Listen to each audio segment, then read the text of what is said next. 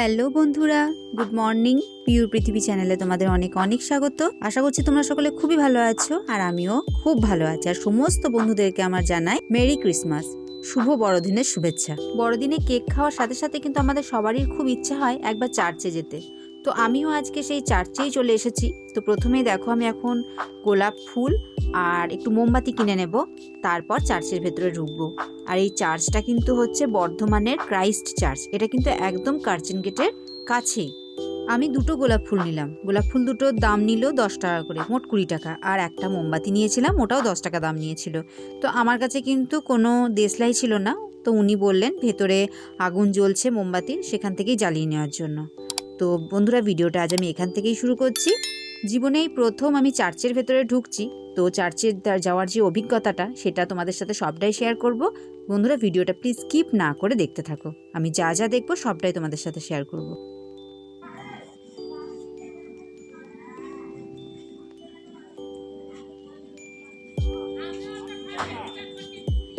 গেটের সামনে ঢুকতেই দেখলাম প্রচুর ফুল দিয়ে সাজিয়েছে, আর চার্চটা বেশ বড়, আর প্রচুর লোকজনও চার্চের মধ্যে তখন ছিল। তো প্রথমেই আমি জুতোটা সাইডে খুলে নিলাম, তারপরে চার্চের ভেতরে ঢুকলাম। কারণ সবাই চার্চের ভেতরে ঢুকলে আমরা যেমন মন্দিরে জুতো খুলে প্রবেশ করি, তো সেরকমই চার্চের ভেতরেও সবাই জুতো খুলেই প্রবেশ করছিল।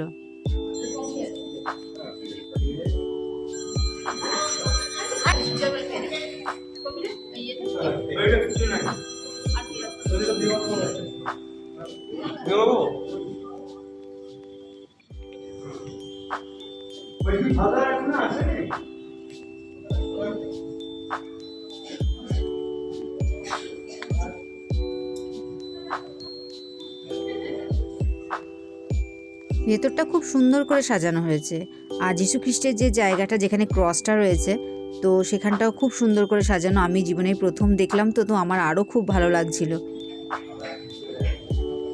সুন্দর সাজিয়েছে না?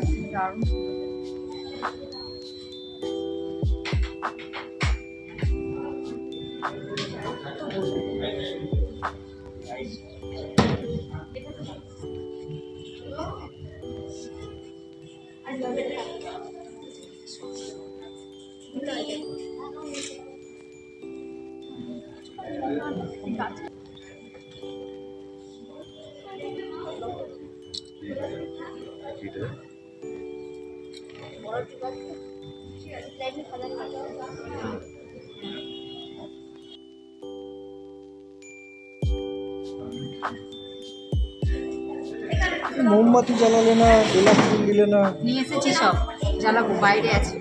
চলো।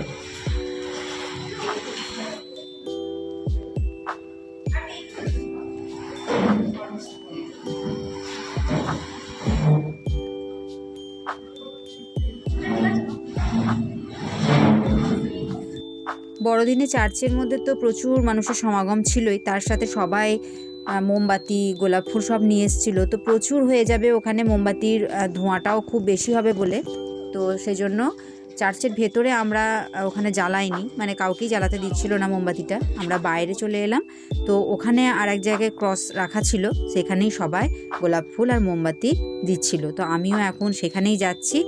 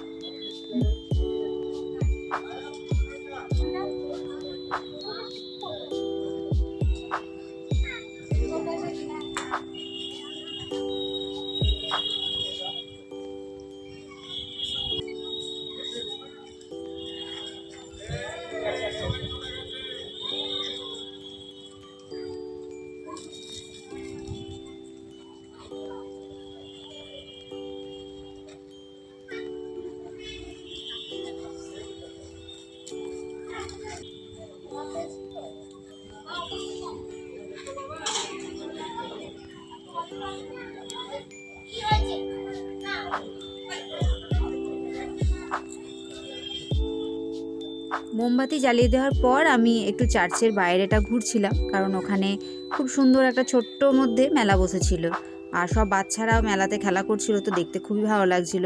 আর এদিকে দেখো, চার্চটা কিন্তু খুব সুন্দর লাইট দিয়ে সাজিয়েছে। তো যেহেতু এখন দিনের বেলা সেই জন্য লাইটটা জ্বলছে না। রাতের বেলায় আমি আগের দিনে দেখেছি, এত সুন্দর দেখতে লাগছে না, মনে হচ্ছিল সত্যি করে মনে হয় পুজো লেগে গেছে।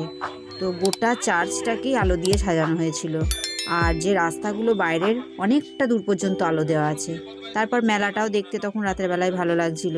তো এখন দিনের বেলা যেহেতু সেজন্য লাইট সমস্ত কিছু বন্ধ। তো তারপর আমরা এদিকটা চলে আসি আর দেখি এখানে একটা পুতুল দিয়ে যীশুখ্রিস্টের জন্মের যে দৃশ্যটা, উনি যে আস্তাবলে জন্মগ্রহণ করেছিলেন সেই দৃশ্যটা এখানে দেখানো হয়েছে। তো এটা দেখতে খুব ভালো লাগছিল। আর বেশিরভাগ বাচ্চারা কিন্তু এখানেই ভিড় করছিল পুতুলগুলো দেখবার জন্য।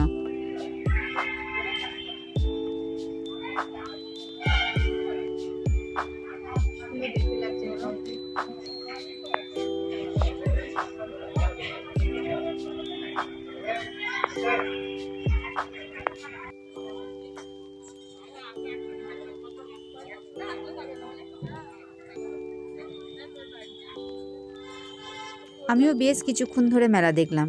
তো ওখানে ফুচকাও বিক্রি হচ্ছিল। আমি আর দুপুরবেলা বলে আর ফুচকা খাইনি। আর যে নাগরদোলাগুলো এসেছিলো না, সেগুলো কিন্তু বেশিরভাগই ছিল বাচ্চাদের। জাম্পিং ব্যাগ, মানে ওই যে টেডি বিয়ারের ওপরে যে লাফানো যে ব্যাগটা, সেটা এসেছিলো। ঘুরুন চরকি এসেছিলো।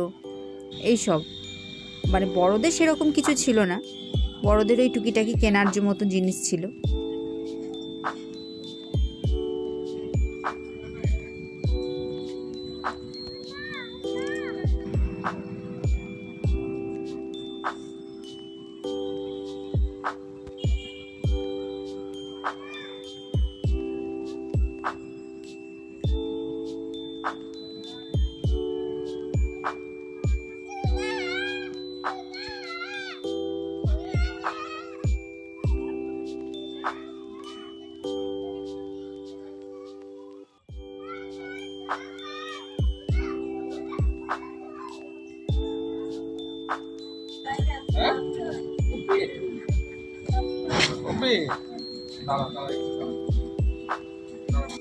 জীবনে প্রথম চার্চে ঘুরতে এসে কিন্তু খুব ভালো লাগলো। চার্চের ভেতরটা কেমন হয় আমার জানা ছিল না, তো আজকে দেখে নিলাম।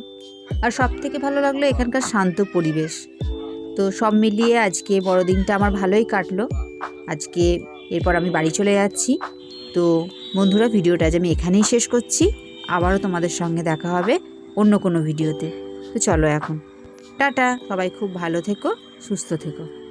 আর হ্যাঁ, বলে দিই, সারাদিন আমি বর্ধমানেই ছিলাম আজকে। তো যখন সন্ধ্যাবেলায় বাড়ি ফিরছি, তো তখনকার দৃশ্য দেখে তো আমি অবাক।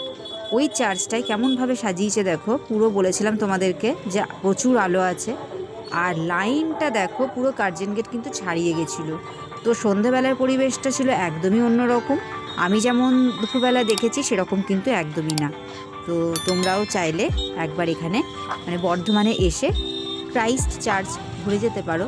তো আশা করছি তোমাদের খুবই ভালো লাগবে।